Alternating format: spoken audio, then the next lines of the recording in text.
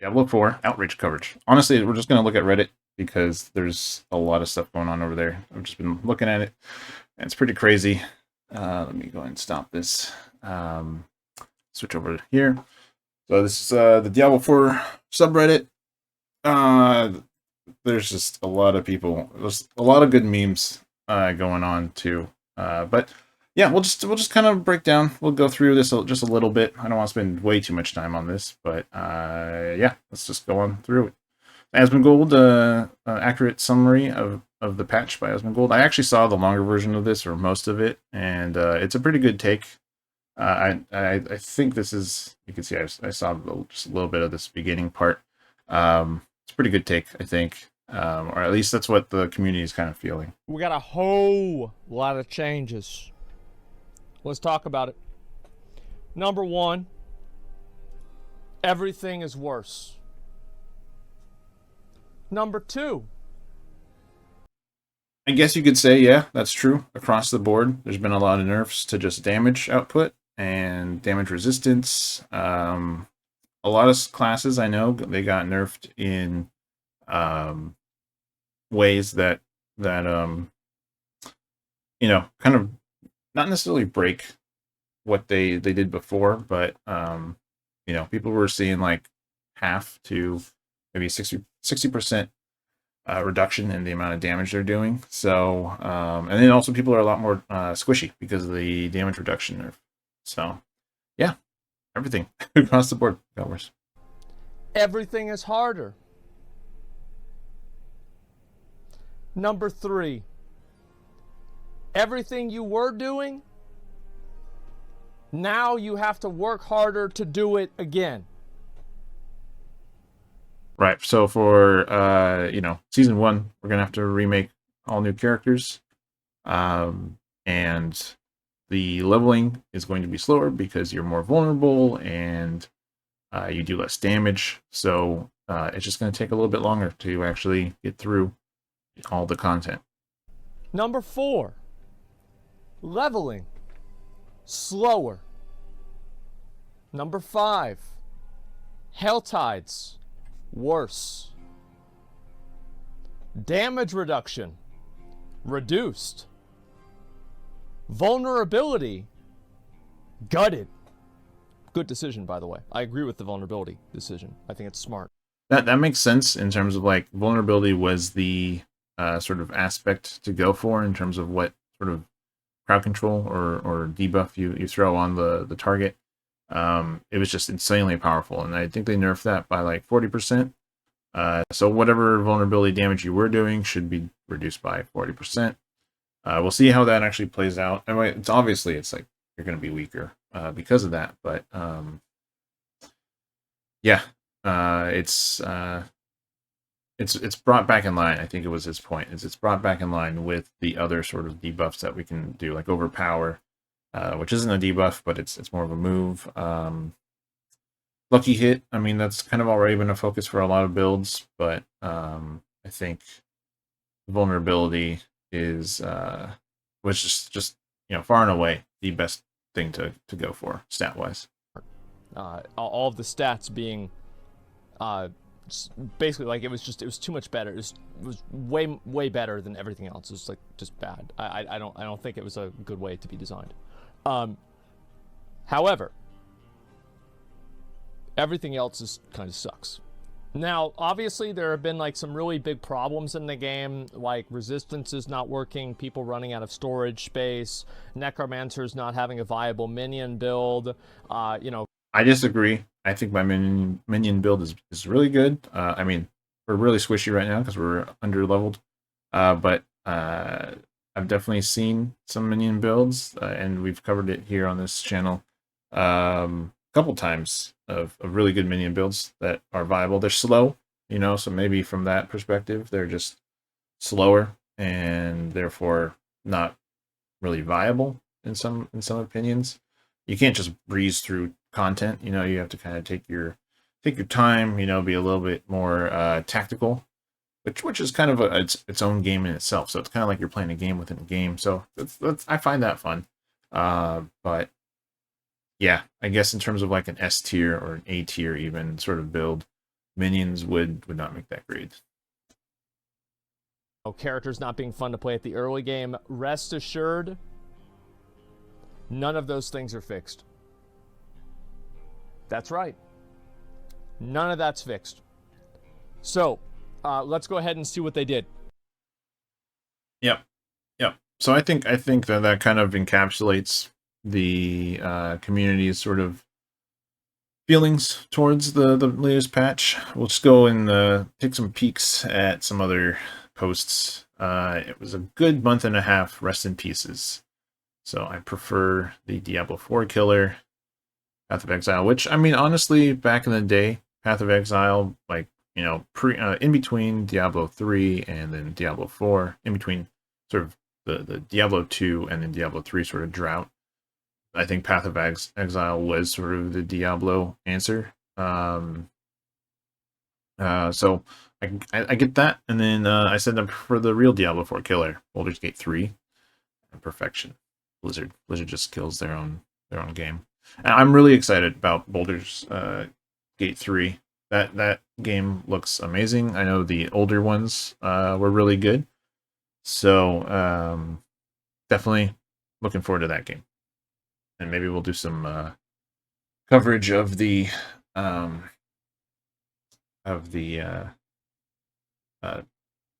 pre-release stuff, pre-release content. I know they just dropped a huge like video. Well, there's a bunch of panels for the game, which I haven't seen, but there's a lot of new information dropped, and I know people have been getting early access to the full game. So yeah, maybe one of these days we'll check that stuff out. Either way, I think I'll definitely be playing Baldur's Gate 3. I want to play through the other two, the first two. I know there's a lot of content with that. You know, it's like I think each game is like 40 hours or something. But yeah. All right, moving on. Diablo 4 just went down to 4.9 on Metacritic. I don't like when people do this, honestly. It's kind of like I get it's like sort of customer reaction to the product and sort of the support for the product, but at the same time I feel like you should judge it based on how it is now and how, you know, entertaining it is now. And I guess you could argue that that's what some people are doing, but at the same time there's this unfortunate sort of trend for people to just jump on and just, you know, de-rank or thumbs down or you know, give low scores, whatever the term is you want to use to products that are alive, and like, you know, they're constantly being updated and it's not a final product really. Give these reviews to something that, you know, might be enjoyable. You know, I think the vast majority of people do like where the game's at. You know, maybe it's not perfect and there's stuff that could definitely be improved. I think, you know, everyone kind of feels that way, but to go out and then sort of review bomb, that's the term I was looking for, review bomb the product, I don't know. On one hand, I would say it's fine to do that, but then on the other hand, it becomes the point where people just go out and do it just because everyone else is doing it, and so I think that's where it's a little too crazy. So corpse. It's unfortunate. It's unfortunate that is happening, but I think it also sort of is a reflection of how the community is feeling about it. It is a corpse being puppeteered. All right. I don't know why this autoplayed. Former Blizzard designer was right about the current state of Blizzard games. What do you think the future holds for Blizzard? Its ship is sinking, or is the sun not yet set on the Blizzard empire? So this was a question asked to this former Blizzard designer. Let's go full screen it. I think the future holds for Blizzard. Is its ship sinking, or has the sun not yet set on the Blizzard empire? Well, Blizzard is dead. It is a corpse. It is a corpse being puppeteered by Activision and Bobby Kotick. And it's going to be used as basically a factory to put the Blizzard stamp on things and stoke nostalgia to get sales. And that's it. That's it. So stop holding. I kind of see his point. I think that overall, I think most Blizzard fans pre-Activision would probably be on board with that. There's a lot of good stuff that Blizzard still does, product-wise. that's a caveat product-wise. But at the same time, it's definitely a lot more cash flow focused versus content focused is, I guess, my biggest takeaway, because as I loved Blizzard back in the day, like, sub 10 years old, I wanted to work at Blizzard, kind of situation. But it's definitely not the kind of game company that I grew up, really enjoying or being a fan of. Um, and I've honestly, before Diablo 4, I was pretty much sworn off of Blizzard games altogether. They just didn't interest me either way. So there was a little bit of like, definitely I felt like, what's the best way to say this? Like, I wasn't interested in what they had to offer, both because of the genre or just the gameplay itself, but then also just because I felt they had moved or deviated way too far away from what I knew and what I loved and about the company. So I definitely see the going back to this video. I definitely see the point, but yeah, it's just sad overall. It's just sad because I know a lot of people love Blizzard and the games and the worlds that Blizzard builds, and then for them to sort of, cookie cutter them or as he's saying, factory press them out. It's sad to see. Sad to see. But I think for the most part, most people would say that their games at the base level are enjoyable. At least, for 10 hours, maybe 10 hours worth. Which isn't necessarily enough either. Like, I wouldn't want to buy a game just for 10 hours of content if the game promised more, Holding out hope that Blizzard is going to come back. Everyone who founded Blizzard, all the principles that Blizzard was founded on, they're gone or they're dead. No one died. Sorry, the principles are dead. No one died. Principles that Blizzard was founded upon are dead. They've been desecrated and are destroyed. So let Blizzard go. That's my main message, is let Blizzard go. Appreciate what was created back when it was done, and stop holding out hope that it's going to come back, because it's not. Yeah, and I mean that's kind of my point, is that's kind of where I was before Diablo 4. I really gave Diablo 4 a chance. And honestly, I will say Diablo 4 is fun. Like, I am enjoying my time in Diablo 4. Does the content hold up very long? No, but I mean, they made an amazing, in my opinion, an amazing campaign. The story was just awesome. And as Diablo 2 like lover, especially for that lore, like, I think they hit the nail on the head. Except for the fact that there is no Diablo in the game, so I'm a little disappointed by that. But yeah, I think, basically what he's said, it's kind of just how you kind of have to move on with stuff. I think being sort of a fan of a brand, regardless of what they do, is not healthy or good for anyone. You want to have a measured response to stuff. And all right, moving on. I think the future holds for Blizzard. Sorry, that auto-played. Anyone else done for now? I don't think we'll read this whole thing. This is really long. But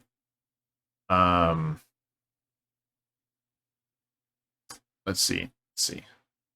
Sorry, this is white mode. I am not logged in. And I'm not going to log in. But sorry, it's in the white or day versus night mode. Day mode. It's really bright. So this guy basically got him to 81 as a rogue, but got bored because it was lacking after level 70. Didn't boost him or anything. The story was lots of fun, I gotta say. So like I said, basically same kind of feeling I had, but I was more excited for the end game everyone was talking about. And it was actually fun for a while, getting new sacred items, all that stuff. Sadly, the sacred stuff was already obsolete after a few hours, then ancestral, and then, well, what then? I think we kind of know where this is going. talking about how it's $70 and he's disappointed for what it's worth. Some single player games cost the same. They're done in 20 to 25 hours. Yeah, so I think, this is kind of what, and you can see these responses are stopped 2 weeks ago. Starting with a weaker and slower and more poor version of the characters does not sound fun. I mean, this is kind of just what everyone I've been reading. I mean, part of this is also definitely bandwagon stuff. Like everyone is in the same environment, so they're gonna kind of and Reddit typically does like channel the same ideas together. There's nothing like is posted in a blank way, but like it's not like a true forum where the like oldest post is first. So it can be a hive mind, definitely. Or I mean, it is a hive mind generally. It's very rare for there to be very diverse opinions on things, and especially like fans of games. I think fans of games are also very, they're very opinionated, and they tend to hype each other up towards an opinion. So yeah, fun stuff there. All right, and then this patch update. So patch notes: fixed issues with players feeling excited for season 1. Bug sorcerers fixed a bug where players were enjoying hell tides. Cooldown reduction reduced by 30% because why not? This honestly, I don't understand this. That's one thing I forgot to mention when I was talking about some of the changes going on. Some of the cooldowns have been increased, or the ways to reduce them have been like taken away or nerfed. And I just don't understand that, because that's like crazy to me. Like, I mean, you're slowing down the pace of the game in a game that has already been sort of struggling with pacing, and just why? There's just no. I mean, there is no reason. I guess like the idea that, like, for instance, the specific example would be the portal to get out of a dungeon was increased from 3 seconds to 5 seconds, and like that's just crazy. I don't understand that at all. Like, that's, yeah. Anyways, cooldown reduction reduced by 30% because why not? Fix issues where our player base, though we listened. Fix issue where our player base, though we listened. Oh, thought. So, yeah. Pretty crazy. This is, I think, where a lot of people, like all these posts are really, I think, representative of where a lot of people's heads are for a good chunk. And then what Blizzard doesn't understand, you can just see from the beginning here. The patch day was a steaming pile of shit. I think most people would agree on that. Nerfs across the board never sit well with gamers, especially in ARPGs. But I don't think they understand how on the fence most people already were. Yeah, I think for a lot of these ARPGs, people like they play for a little bit, and then they leave, and then they come back maybe when the next season is announced, and see what's up with that. And I think there's probably going to be a lot of people who are disappointed initially, at least with these changes and like season 1 generally. We'll have to see once people actually get their hands on season 1, how these changes have actually changed the way going forward with season 1, especially with like the sort of buffs that they were talking about giving us through season 1 content, and sort of basically how that's all leveled out. So the question, I guess, is, were these nerfs made with the idea of season 1 content in mind, and basically was a mistake to have pre-released it prior to season 1? That's, I think a question that should be kept in mind until we actually get our hands on season 1. Like, we just don't know. Diablo now playable. Doubt. Yeah. I think a lot of people would say that. This is a promotion. And this was interesting. I saw this announcement earlier, but we've been hearing feedback from players regarding some of the changes in 1.1. for Diablo 4. We are going to have a campfire chat later this week on Friday to talk more about it.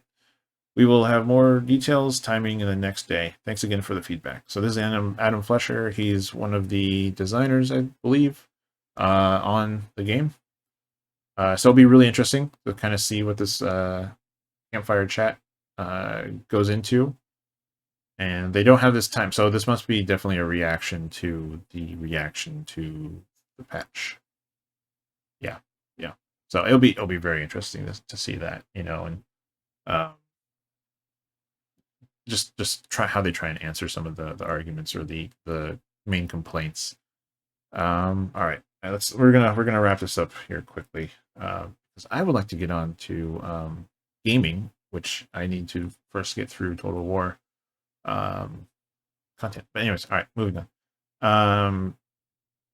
Campfire chat Friday to address our concerns. Why not today? Blizzard shouldn't need 2 days to come up with excuses as each decision they make.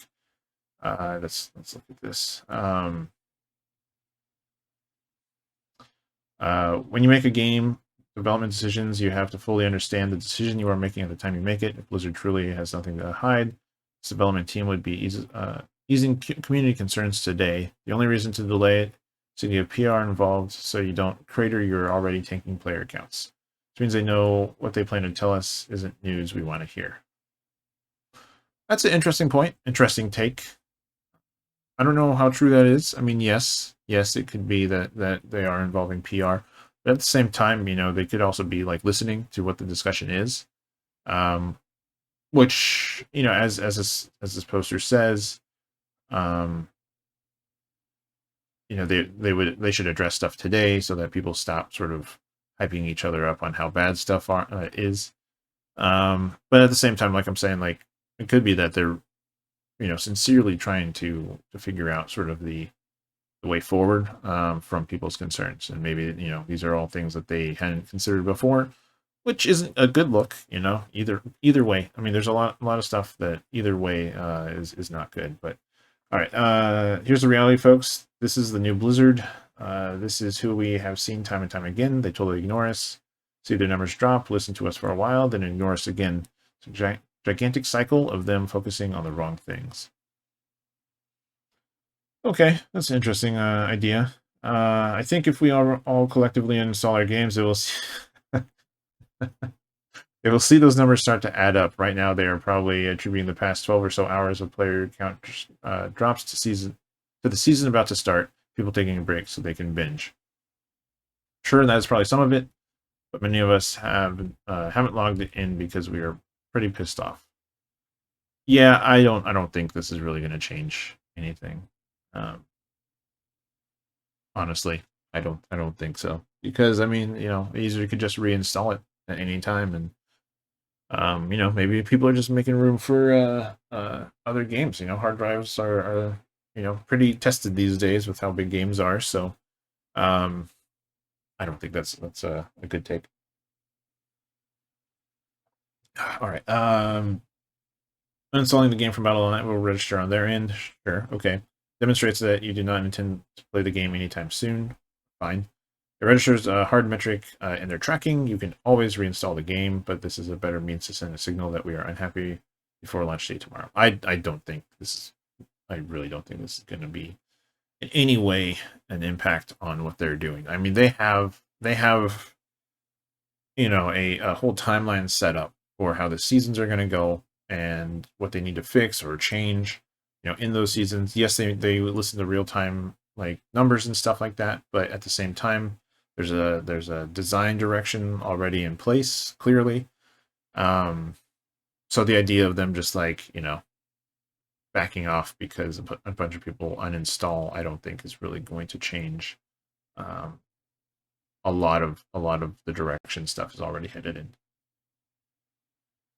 Let's see. Some of these comments, their responses to be carefully crafted by PR, especially after Buddy went off about ass cancer last time. I don't know what that's referring to, but all right. This is just gonna be a hate hate thread. They're hoping that with the season start on Thursday, they'll regain some good favor from the new content. If they did it today, all they'd hear is the litany of nerfs they did. Yeah, I honestly think that this is the better take. This is what's probably happening behind doors. There's gonna be some outrage about stuff right now, but they're not. Tomorrow we're gonna have the new content, and people are gonna get their hands on new toys, and so there will be some of this overshadowed by that. So, yeah, I mean, a lot of times I think most companies can kind of just wait out bad publicity, and it'll die down. Sure, you'll lose some customers, but you'll at least retain people who are a better fit for your product. General. Again, this is just this kind of a universal concept. Um, let's see. I think we can go back. That was fun. All right. Is this the current market strategy? If players hate it, say it was a bug. All right, what is this? I can never tell. I always have a difficulty with Twitter. Which one came first? I think this one. Cinder drop rate change is a bug that will be fixed in our first hotfix. Honestly, Asmongold in his patch response video, he played some Helltide, and the drop rate was really bad. I played last night, and I was doing some Helltides as well, and yeah, the drop rate was really bad. So that combined with the increase for the mystery chest, it's just a double whammy of a nerf. The Helltides that I think a lot of people were mad about. If you plan to keep the abysmal cinder drop rate and you're raising the price of the mystery chests, please at least guarantee a legendary from the other chests. It's generally disheartening to slog for cinders with a new rates and get absolutely nothing. Okay, so all right, again, my lack of Twitter foo. This was the first post, and he was responding to it as it's a bug. Okay. I don't think we really need to dive into this. Yeah, okay. We're gonna not look at the responses or the comments anymore. People are mad. You're not making it more challenging, you're making it more tedious. Yeah, generally I think that's kind of how I feel as well, generally, but again, we don't know until season 1 drops how this will actually affect stuff. Eternal Realm, yeah, basically correct. That's true. All right, I think we are. I think we can wrap this up. We'll just do a couple more and then we'll be done. Devs are going to tell us we're forgetting about the new Malignant Heart gems. Wrong. They're going to get up on their little fireside chat and tell us that our power already exceeds 100% of their vision, whatever that is. So they had to knock us down a bit before the season starts. They'll claim that they need more rooms. Honestly, this guy's kind of just talking. Yeah, okay, yeah. This is kind of a troll post. And finally, hating patch 1.1, 40-year-old dads, and no lifers together. Yeah, I mean, I guess. I don't know, 40-year-old dads. The fact that 40-year-old dads are playing this to sort of get entertainment value. I mean, that's fine. I was misreading it, but because this is definitely the two big demographics that come to Reddit, I think, or use Twitter or are really involved with the game. Yeah, it's fair. It's a fair comparison. And then just tested the new sorcerer update. It's honestly not that bad. So basically using the new sorcerer's aspect, which basically teleports you anywhere, starts up Baldur's Gate 3. Because I believe it's a move from Baldur's Gate 3. I think that's a thing that happens. Yeah, anyways, all right. Well, that was a little more negative than I was hoping. A lot more hate than I was expecting. Sorry about that. But honestly, I think we really should hold off judgment until season 1 drops. Not trying to cope or anything, but yeah, I think until we see sort of the gameplay for season 1, we kind of just have to hold off. Eternal Realm, I definitely agree the sort of frustration is warranted because we aren't getting any of the malignant stuff in the Eternal Realm. So the Eternal Realm is just kind of nerfed in general. So I definitely agree with sort of the reaction to that. But like I said, season, let's hold off just a little bit. You know, take a breath, let stuff settle, see what actually comes with season 1 and how that actually plays out on the field. But yeah,